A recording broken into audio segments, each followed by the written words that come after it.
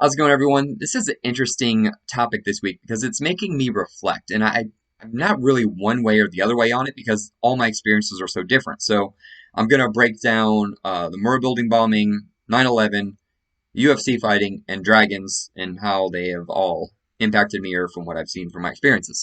So for the Murrah building bombing, when it first happened, I was a kid. My grandparents said, Justin, you need to see the TV. They knew that it was going to be a important event in history, and obviously it was because I remember it, but don't remember getting too emotionally worked up about it. Maybe I was too young to understand, or maybe I was desensitized. Fast forward many, many years later, I'm like 28, 29 years old, and I'm running my first marathon. I'm at the OKC Marathon, and I was in Oklahoma City when it happened, so don't have the childhood memories of it. But at that marathon, it was weird, man. The moment of silence was so eerie because even if like a bird chirped, you're just like, how rude. It's a moment of silence. If 20,000 people standing there and you can hear a pin drop. So eerie. Race starts. It's my first ever marathon.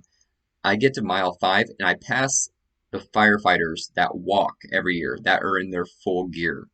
And I know they're hot, but that's when I realized that this isn't my first marathon. This is something way bigger than me.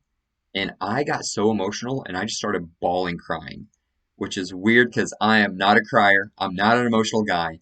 But just realizing how the magnitude of that race and how it was so much more than me and anything I could ever dream of, and I'm in it, it's just so crazy. So that's kind of the Murrah building bombing, the two sides of that.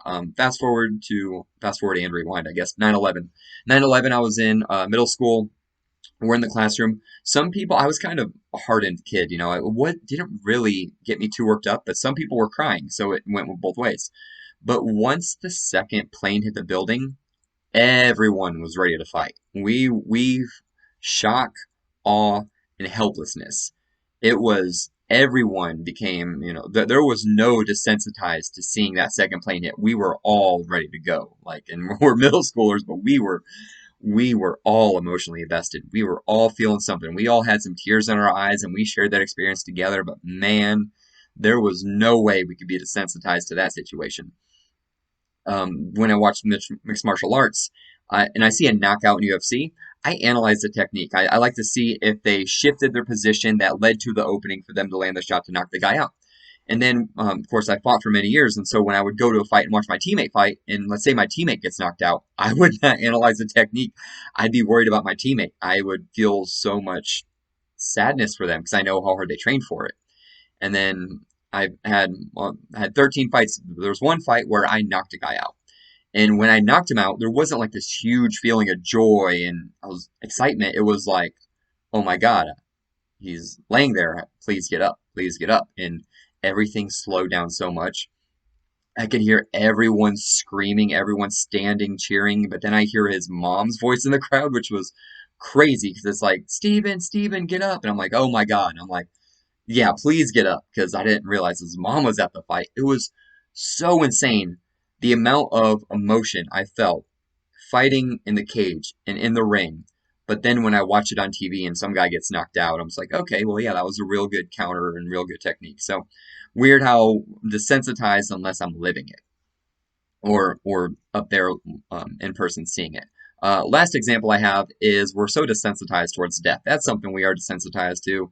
It's in every TV show and all the movies. You look at a movie like 300, people are dying left and right. But what's really interesting is that in the show Game of Thrones, if you guys remember when the dragon died, everyone lost it. Everyone's posting on Facebook, you can't kill a dragon. People are talking about how they cried when the dragon died, when there's so many humans that are dying in it. So being desensitized is weird because there's some stuff we're desensitized to, but there's some stuff where it's just like, you can't kill a dragon. Are you serious?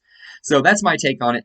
And I know I'm a lot different than a lot of other people, had much different upbringing. So I'm curious how things affect you and how you guys think people are or are not desensitized to the things that are going on in media now. Thank you.